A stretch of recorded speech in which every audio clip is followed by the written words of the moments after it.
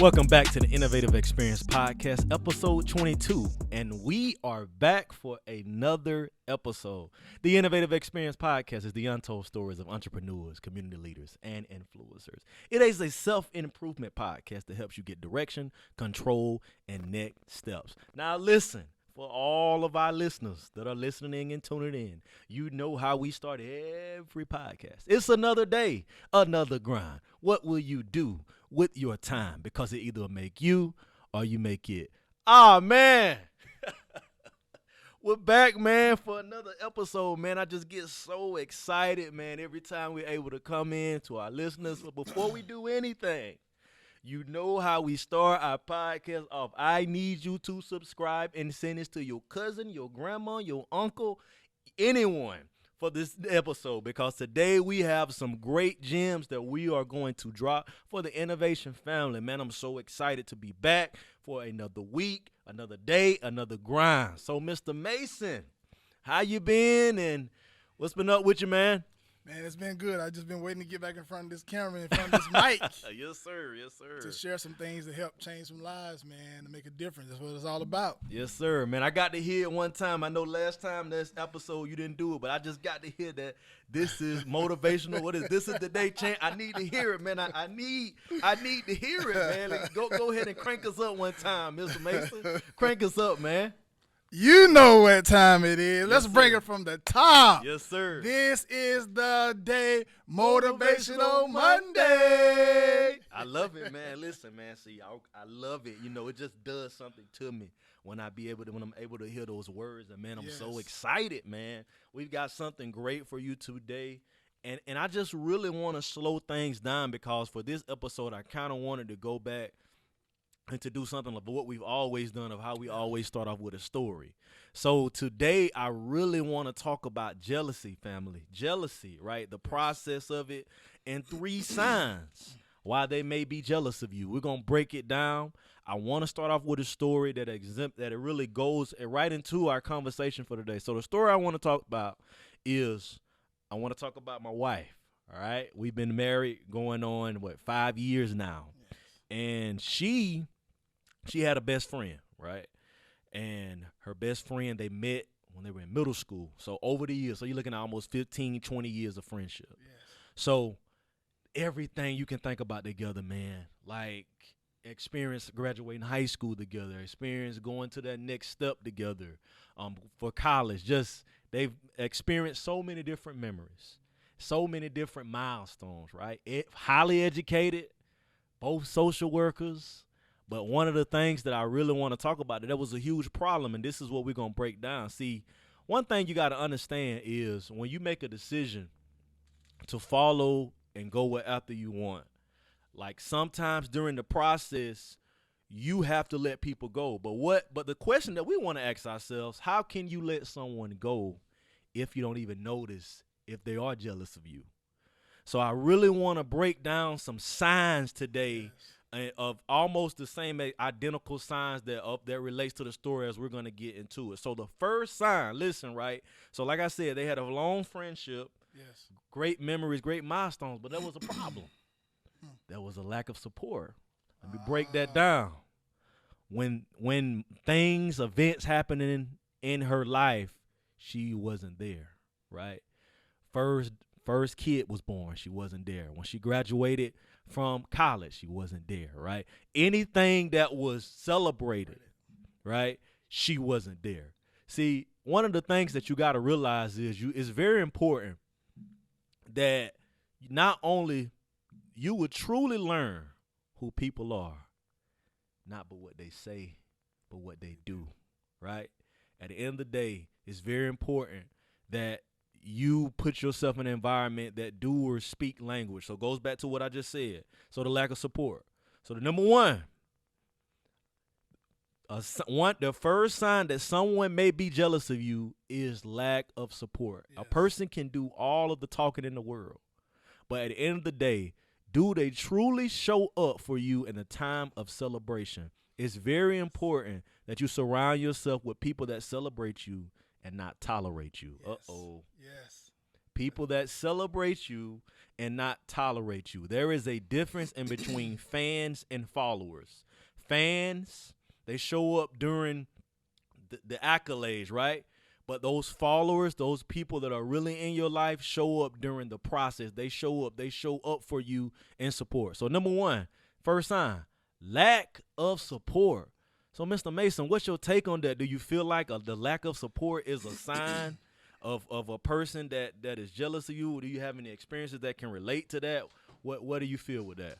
I totally agree. I feel that, lack of support is a big, nugget to notice, because anytime you with somebody or for someone, you want to celebrate them, right? And show your love and support. It's just like when you tell someone you love them. I mean, it sounds good, but love is an action word. Yes, sir. You got to put in some work behind that, right? So people can really feel like, oh, not only did they say it, but they showed it too. So I really feel like, some people be inferior. They have an inferior complex to them when it comes to other people, because right. they won't support them. They just try to diminish their accomplishments, or they won't show up, knowing, we did all this together, and then all of a sudden now you want to stop. And it's something that goes back to that person. It's something in them that's inferior of you that you sometimes don't even have an idea, like, right. How did we get to this point? Right. But it's a low self-esteem problem that they're dealing with, and they feel like to them, your accomplishment, they are threatened by your accomplishment, and they feel like I can't, accomplish that. And them, that's when the low self-esteem come in, but they're not even knowing that they're being, jealous or envy of you. Man, let me just say this. You hit on something. So listen, I know I'm about to say something, and I know it's about to go over someone's head what I'm about to say. But this is a threat that you have to be mindful of. See, one of the threats and some of the most accurate jealous people are the people that have known you for your whole life. Yes. What we call it? Family. Uh-oh. Yep. Family. Let me tell you something. There's a difference in between a person that has a growth mindset and a person that has a fixed mindset. Like when you come to a place in your life where you start to move up, you start to celebrate yourself, you start to really know what you want to do, and like you literally start seeing your life elevate. Immediately, some of the threats that you have to look for, I'm not saying for everyone, is family. Because at the end of the day, like Mr. Mason said, some are filled with low self-esteem. Some have to overcome insecurity. But at the end of the day, you have to be mindful of the threat of the ones that feel like they've known you your whole life. Well, I know you your whole life. I remember when you was a boy over 20 years. At the end of the day, I understand that. But there comes to a place in my life when I chase after what I love that I've got to let go of what's familiar. Walking into unfamiliar ground, being the first person. Yes. Right, to do something in your family, and we're pursuing right now. So, which goes back, like support is everything. It is an action word. It is not anything to just do with saying, but is a absolutely doing. The second thing that I want to talk about that relates to a sign of why someone may be jealous of you, how they respond to you. Yes, that's a big one. How they respond. How does a person respond when you share your vision? How does a person respond when you share your dream? How does a person respond when you say, you know what, I've got to do something different? I may have to leave my hometown because it's not working, because I came from a small town that nothing is working right now, but I need to transition myself, move away from what's familiar, and go into this unfamiliar ground that I've never went before. So you really have to pay attention how people respond with their body language, with the words they say, because at the end of the day, there is power in the tongue. Yes. And you have to look at how people talk, non-verbally and verbally. We got to understand something, that we communicate 70% non-verbally and 30% verbally. So 70% non-verbally, 30% verbally. So what I'm saying is you have to be alert of how people respond when you share information. Yes. Which goes back to family. If a person is not there to support you, or they don't respond and celebrate you, say, hey, man, keep doing what you're doing. I'm proud of you, and they're open and vulnerable with you, that is a sign. That is a big sign. So how do you feel your take on people and how they respond? Because it's very You got to be very intentional about the environments that you place yourself in. But I know that you also have to be aware of how people respond to you when you share different things you want in your life. What's your take on that? Well, for me, I mean, I had to leave my hometown because, excuse me, it wasn't anything happening. I didn't have support. I mean, you know, everything from that time to now, you see me just grinding it out, you know, just trying to make it happen, you know, with the help of the Lord, you know. But I know what it feels like to have to leave a place where you don't have no support. And I know how lonely that can feel at times. But for as a person who you don't feel support from, I mean, you know, you just have to get to that place. Like you said, you got to make sure you recognize the threat. And you can't stay around that place. I mean, especially when you're being called to something greater.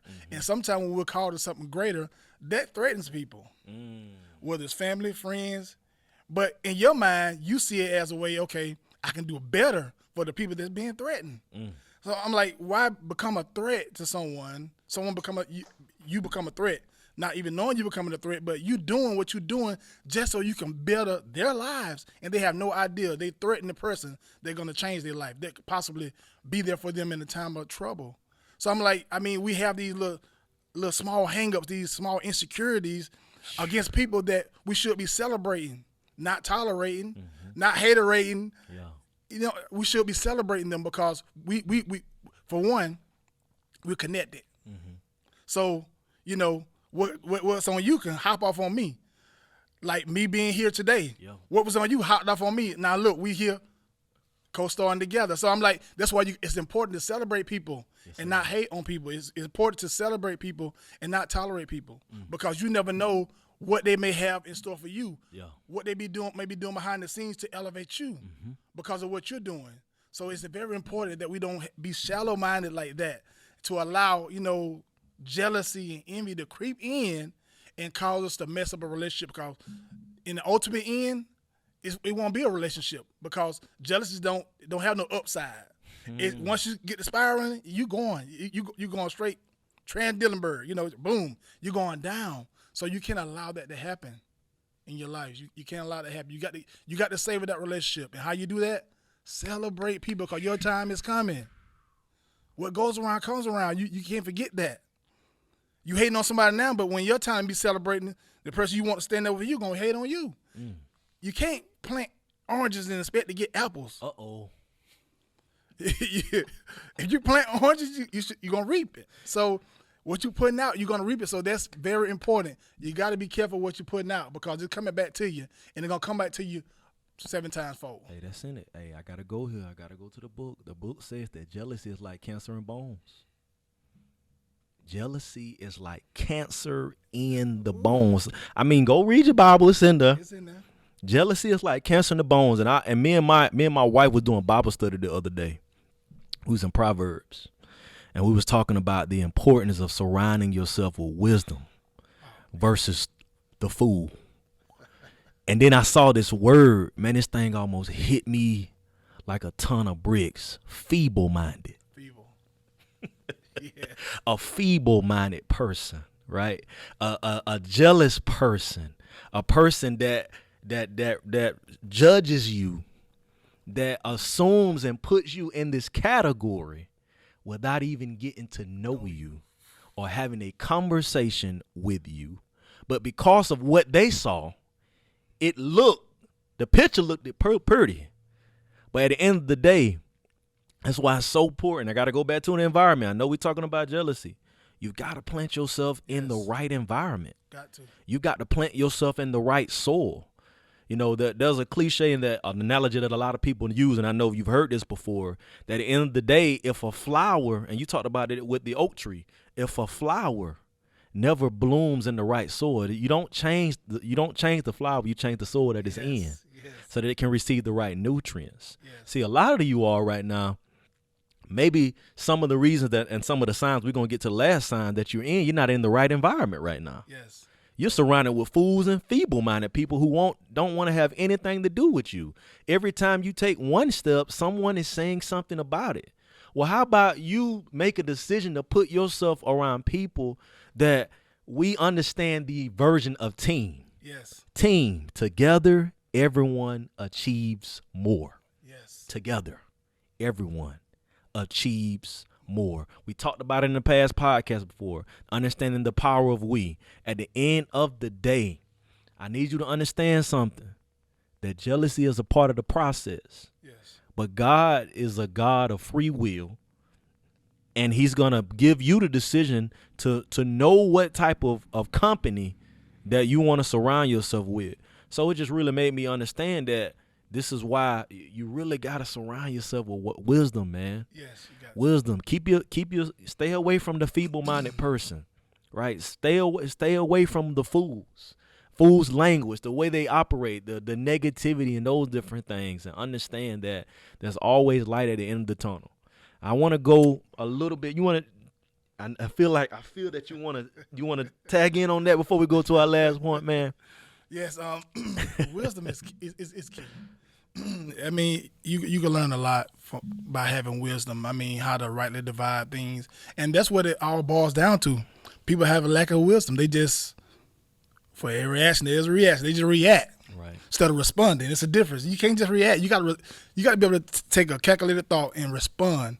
So that way you can know you covering all your bases. But we live in a day of time, people just like, you hurt me, I'm going to hurt your back. Or you do this to me, I'm going to do this to your back. They just reacting and not responding. But you can say a lot by responding to a person's action towards you than reacting. And a lot of fires can be put out before they even get started by if you responding instead of reacting. And that's when wisdom, it comes in and it show you a better way. And a lot of times in this climate, people they just see one way. But you have to be a person, like I said in prior podcasts, you got to be a student.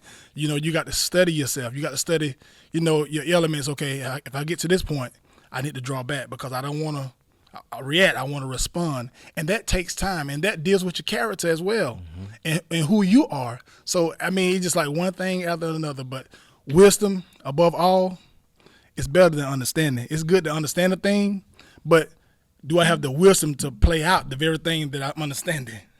So that's great. Man, I want to ask you a question. I just feel like I want to play devil's advocate a little bit.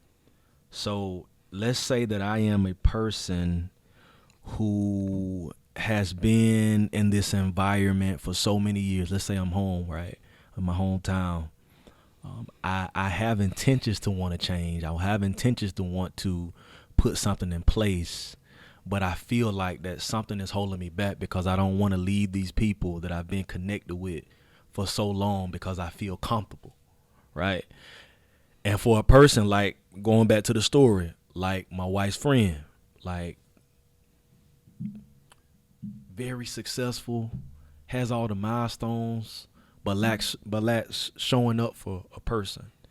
And it came to a point that other people were telling her, hey, she want what you got. She want everything what you got. That's why she would never show up, do anything. But so a person, which goes back to my question, breaking out a little bit more. So for a person that's had a long friendship with a person since they grew up with, and they're discovering now that this person is really not for me, and they don't have the support like I thought they had, how can a person take steps to leave behind for someone that's been in position for so long? So that's my question, which relates to what I just said. I wanted to break it down in a way that how can a person do that? Like, if you've been a friend with someone for 25 years and they really have not shown up for you, what do you do to walk away? How do you do that? How do you take the steps to do that? Walk me through that, because that it can be, man. What you first have to do, I know people will say, just keep walking, just walk away.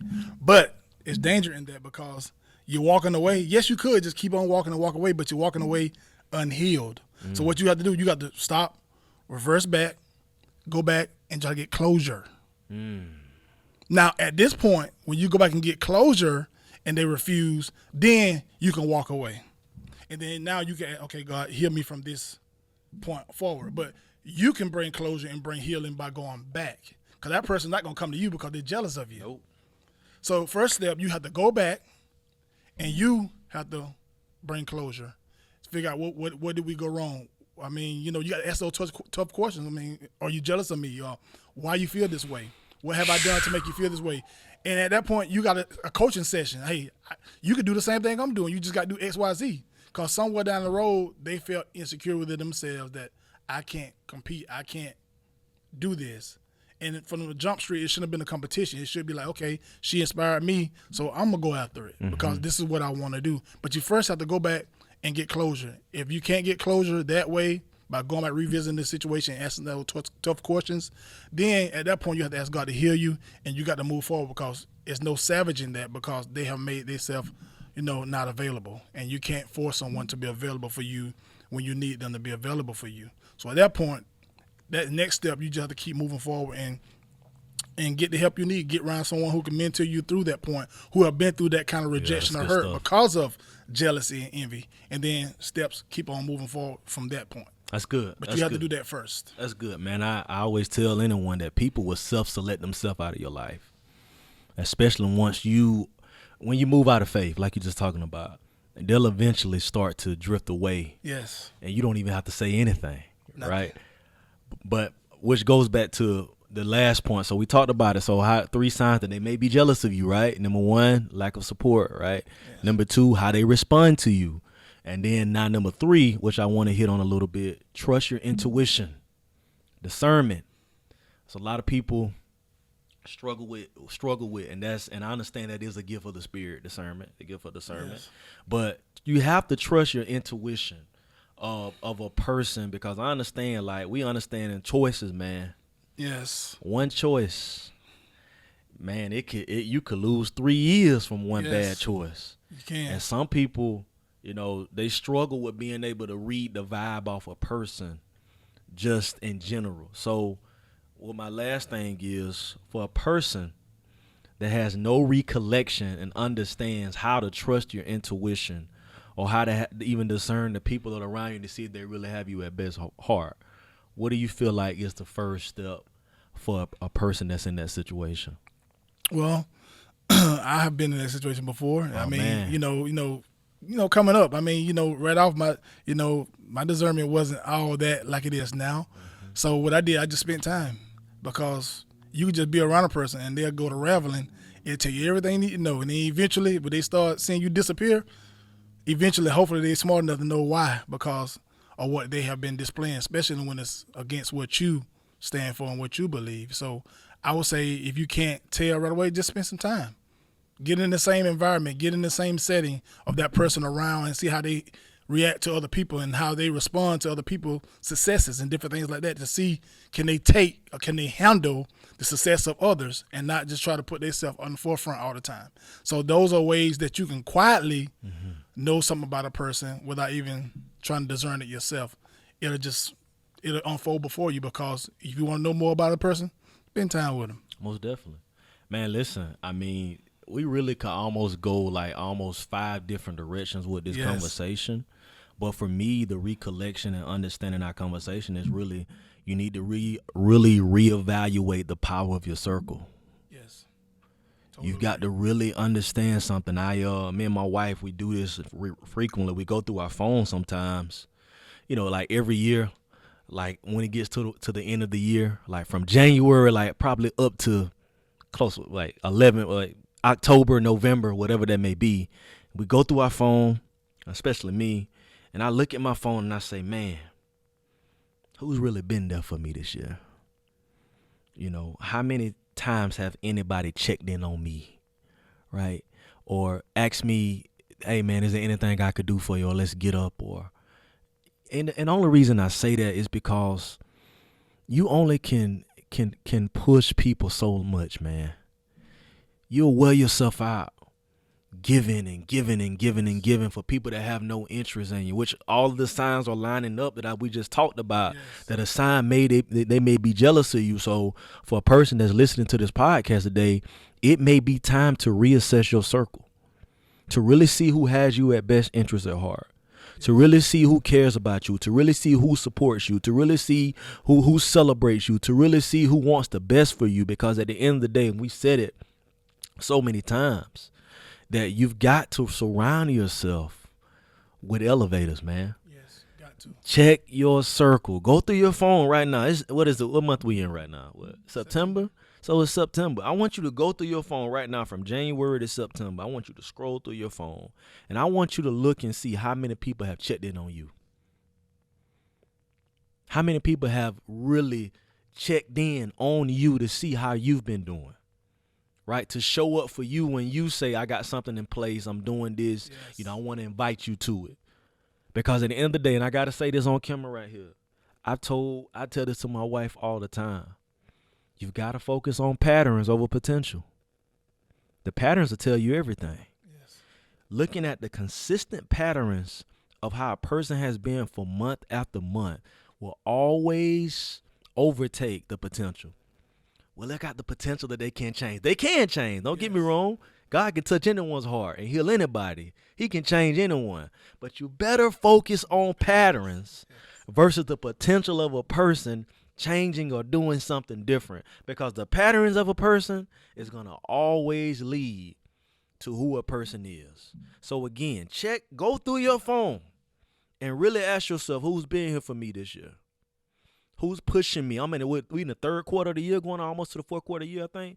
Fourth quarter of the year. Who has really showed up for me? Who has pushed me? Who has challenged me to do something that I've never done before? Because at the end of the day, there may be a sign that they may be jealous of you if you go back and look at our steps that we're talking about. So you got to do that, and I do that every year, man. I look and see the people that I've met this year. I look and see who checks in on me, who's leveling me up, who's pushing me up, who's elevating me. And if you're not doing that and you don't show up, that is a sign. And now I start to trust my intuition, and I really to start to see if you have me at best heart for right now in the season of your life. So you got to ask yourself this. I wanted to leave this. As we're wrapping up, closing thoughts, man. What you got, Mr. Mason?